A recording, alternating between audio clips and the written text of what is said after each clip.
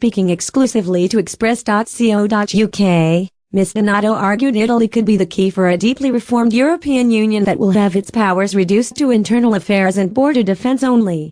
The founder of Brexit, an organization campaigning for Italy to abandon the euro, said an Italian eurosceptic government together with Brexit will contribute to the smoothness of future negotiations on behalf of member states deciding to follow the UK out of the Brussels bloc. She said, the spirit of a eurosceptic government will be to favor bilateral agreements and increased freedom of the various national subjects, making sure member states are free to stipulate trade agreements with the rest of the world outside of the EU's restrictions. We're talking about foreign policies and energetic politics. Going forward towards a European Union that will only deal with internal markets, the common market and border defense.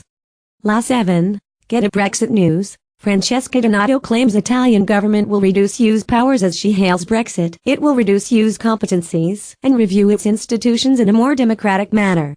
All of this will obviously have an impact on EU decisional procedures and future negotiations.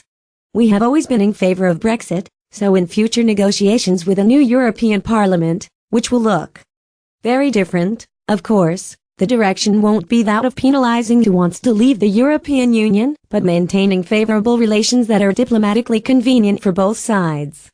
The Italian lawyer added the EU's hard position in the Brexit negotiations so far will prove to be a mere bluff when Brussels will be forced to grant the UK all its demands. Ms. Donato's comments come as Italian President Sergio Mattarella decided, on Monday, to overthrow the populist Eurosceptic coalition, basing his decision on a veto over their proposed finance minister anti-Euro economist Paolo Savona.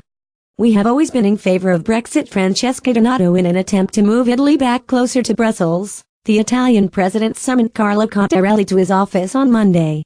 Mr. Cottarelli, a former INF director, is now tasked with forming a pro-EU technocrat government in Italy, despite the country's palpable anger against institutions like the INF and European Central Bank, and the deeply unpopular austerity measures imposed in 2011.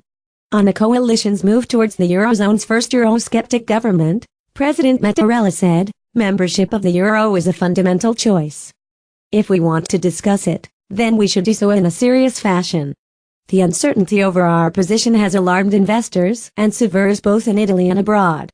Lega leader Matteo Salvini and Five-Star Movement leader Luigi Di Maio had spent days drawing up a pact aimed at ending a stalemate following an inconclusive March vote. The two leaders have since accused President Mattarella to have abused the power of his office in order to please Brussels bureaucrats.